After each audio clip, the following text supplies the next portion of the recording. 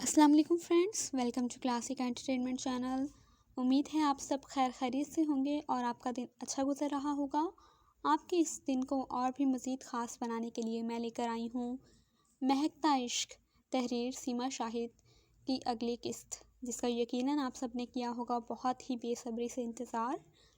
تو آپ کو مزید انتظار نہیں کرواتے، بڑھتے ہیں ناول کی جانب، لیکن اس سے پہلے جلدی سے جائیے ہماری ویڈیو کو کیجیے لائک، چینل کو کیجیے سبسکرائب اور بیل آئیکن کے بٹن کو دبانا ہرگز مت بھولیے گا، تاکہ ہمارے چینل پہ اپلوڈ ہونے والی ہر ویڈیو آپ کو سب سے پہلے پڑھنے اور سننے کو مل سکے۔ چلیں اب اس کو سٹارٹ کرتے ہیں۔ مہکتا عشق تحریر سیما شاہد، قسط نمبر 17، ویڈیو انچارج کنوا غازی۔ وہ جیسے ہی گھر کے اندر پہنچی، سامنے ہی ٹی وی کے آگے بیٹھی الینا نے اسے دیکھ کے ریموٹ سے ٹی وی بند کیا اور دانت نکالتی ہوئیں اسے دیکھنے لگیں۔ خالہ، منسا نے انہیں خفا خفا سی نظروں سے گھورا۔ زرار کے ساتھ آ رہی ہو؟ چہرے کی رنگت ہی بتا رہی ہے کہ… انہوں نے معنی خیزی سے اس کے سرخ چہرے کو گھورتے ہوئے جملہ ادھورا چھوڑا۔ ویسے سوچنے والی بات ہے نا کہ ہمیشہ سے ابھی شادی نہیں کروں گا کہہ کر انکار کرنے والا خوبرو جوان ایک دم سے میری خوبصورت کمسن پٹھانی بھانجی کے پیچھے اتنا پاگل ہو گیا کہ ڈائریکٹ نکاح ہی کر رہا ہے۔ ہائے بیچارہ، عشق نے نکما کر دیا اسے، ورنہ آدمی وہ بھی بڑے کام کا تھا۔ اب کہ ان کی بات سن کے منسا کے کان سے دھواں نکلنے لگا تھا۔ ایسا کچھ نہیں ہے خالہ، یہ سب آپ کے دماغ کی اختراع ہے۔ آنے دیں خالو کو، میں آپ کی ان سے شکایت لگاؤں گی، وہ بے چارگی سے بولی۔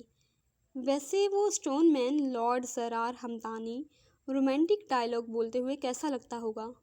الینا نے پھر سے اسے چھیڑا، جس کا چہرہ شرم و خجالت سے لہو ٹپکانے لگا تھا۔ بس اس کے رونے کی کسر رہ گئی تھی، اور اس سے پہلے کہ وہ پھوٹ پھوٹ کر رو پڑتی، الینا اٹھ کھڑی ہوئیں۔ تم فریش ہو جاؤ، پھر ڈنر کی تیاری کرتے ہیں۔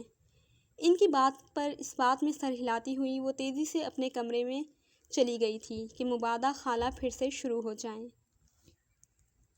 سکندر افریدی خان شکار سے واپس آنے کے بعد سو گیا تھا۔ اب صبح نیند مکمل کر کے اٹھا، باہر آیا تو شندانہ لاؤنج میں ملازمہ پر بھڑک رہی تھیں۔ دن کے 10 بج رہے تھے۔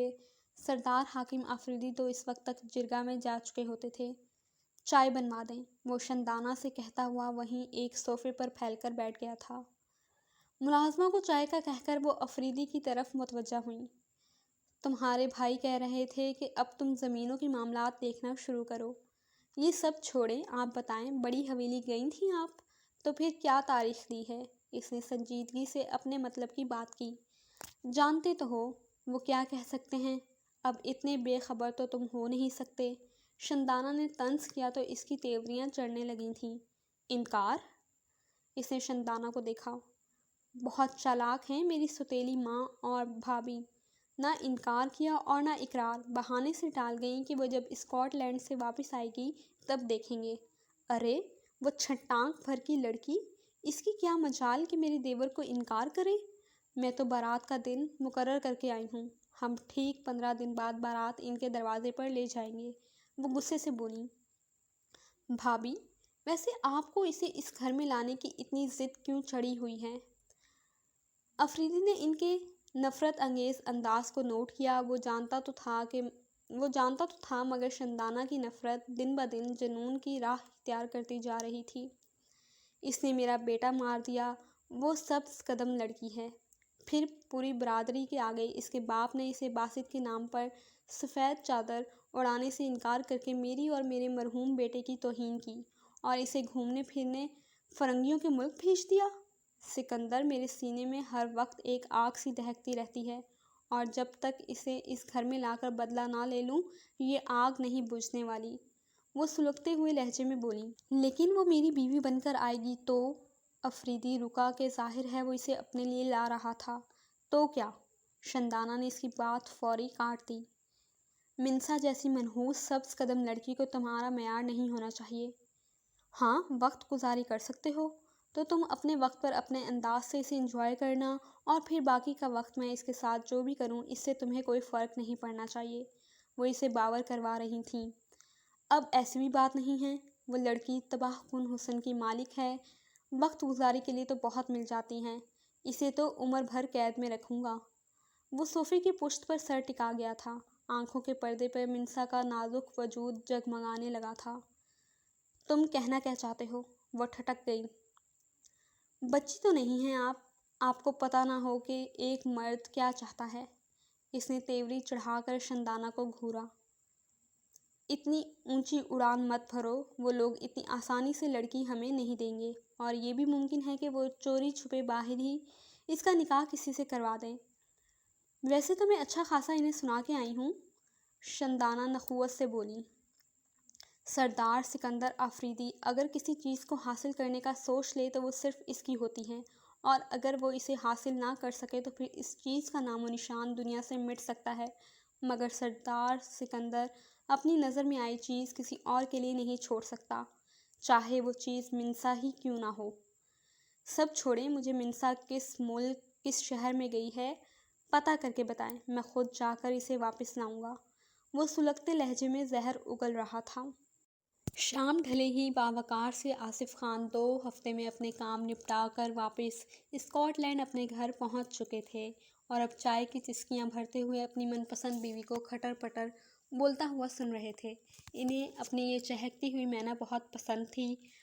35 سال کی الینا اور 37 سال کے آصف کی جوڑی بہت خوبصورت تھی۔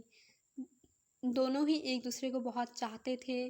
شادی کو 10 سال ہو چکے تھے، مگر اللہ نے انہیں اولاد کی نعمت سے محروم رکھا تھا۔ آصف، آپ کچھ بول کیوں نہیں رہے؟ الینا ان کے مسلسل مسکرانے پر خفا ہوئیں۔ آپ کو سننا اچھا لگتا ہے، وہ سادگی سے بولے۔ اچھا، سنیں، کیا آپ کی پاکستان رضوی بھائی سے بات ہوئی؟ وہ کھسک کر ان کے نزدیک ہوئیں۔ ہاں، کیوں؟ آصف خان نے سوالیہ نظروں سے انہیں دیکھا۔ کیا بات ہوئی؟ بس یہی، اپنے زرار اور منسا کا رشتہ ڈسکس کیا تھا، اور نکاح کی تفصیلات وغیرہ۔ منسا ابھی الجھ رہی ہے، اتنی جلدی یہ سب وہ دل سے راضی نہیں ہے آصف خانہ۔ حالات اچھے نہیں ہیں بیگم، اس رشتے کو لٹکانا منسا کے حق میں خطرناک ثابت ہوگا۔ بہتر یہی ہے کہ جلد از جلد منسا کو مضبوط ہاتھوں میں دے کر اس کی سیفٹی کر دی جائے۔ ان کا گھمبیر لہجہ الینا کو پریشان کر گیا تھا۔ وہ پس منظر سے واقف ضرور تھی، لیکن افریدی واپس آ گیا ہے اور وہ زبردستی رخصتی نکاح مانگ رہا ہے، یہ سب انہیں نہیں پتہ تھا۔ پرابلم یہ ہے کہ منسا باسط کے بعد اپنوں کے رویوں سے بہت ہرٹ ہوئی تھی، اور یہاں آئی تو آپ کا سدا کا کھڑوس بھانجا، جو سدا سے شادی سے انکاری تھا، اس کو دیکھتے ہی جلد از جلد نکاح پر تلا بیٹھا ہے۔ ابھی تو وہ باسط کے غم سے نہیں نکلی تو اتنی جلدی؟ کیا آپ کی منسا سے اس ٹاپک پر بات ہوئی ہے؟ آصف خان سنجیدہ ہوئے۔ نہیں، مگر پھر آپ اندازے مت لگائیں، وہ بچی ہے، اسے ابھی دنیا کی صفاقی کا اندازہ نہیں ہے، اور زرار ہمدانی ہر لحاظ سے ایک بہترین شخص ہے۔ وہ بااثر، اخلاقی طور پر بھی میں نے اس میں آج تک کوئی کمی نہیں دیکھی۔ مالی طور پر اس جتنا مضبوط پورے پاکستان میں کوئی نہیں ہوگا۔ وہ لارڈ ہے بیگم، لارڈ، نواب یعنی شہزادہ، اسکاٹ لینڈ کی کئی اسٹیٹس کا مالک۔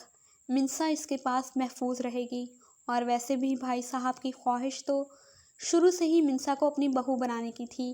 انہوں نے بات کے آخر میں زرار کے مرحوم والد کا ذکر کیا۔ رات کو عاتکہ نے زرار اور منسا کی بات پکی ہونے پر ایک مشہور 5 اسٹار ہوٹل میں ڈنر پارٹی رکھی تھی، جس میں ان کے اور زرار کے حلقہ احباب کے کئی افراد موجود تھے۔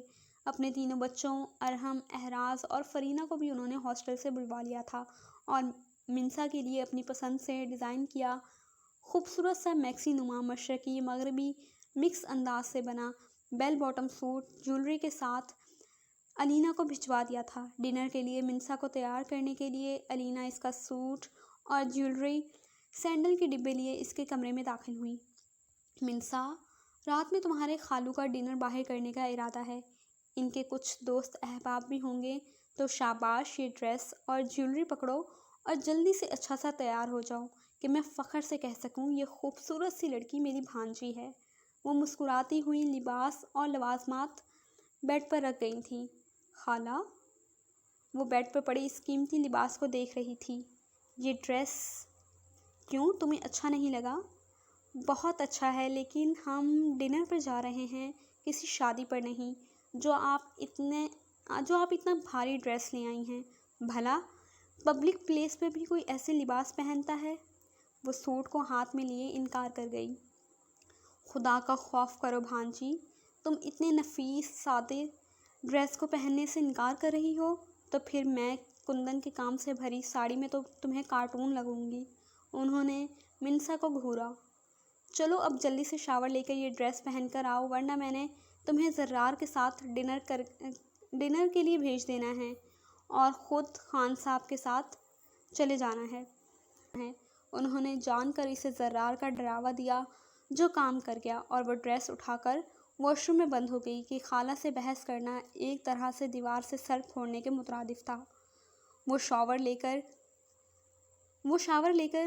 وہ بھاری کرتا نما میکسی اور بیل باٹم پہنے باہر آئی تو نفیس سی ساڑی میں ہلکا پھلکا سا میک اپ اور جیولری پہنے الینا اس کے کمرے میں موجود تھیں۔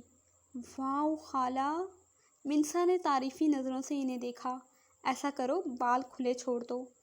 الینا نے اس کے کمر سے نیچے گھٹنوں تک آتے بالوں کو توصیفی نگاہوں سے دیکھتے ہوئے ڈریسنگ ٹیبل پر پڑا برش اٹھا کر اس کے بال سنوارنے شروع کیے۔ نہیں خالہ، یہ کھلے مجھ سے سنبھلتے نہیں ہیں، وہ الجھی تھی۔ جاری ہے۔ جی تو جناب، کیسی لگی آپ کو آج کی ایپیسوڈ؟ اب آگے کیا ہونے جا رہا ہے یہ جاننے کے لیے تو آپ کو جڑا رہنا پڑے گا ہم سے۔ انشاءاللہ کل ملیں گے اس کی اگلے قسط کے ساتھ۔ تب تک کے لیے ہم لوگوں کو اجازت دیجیے۔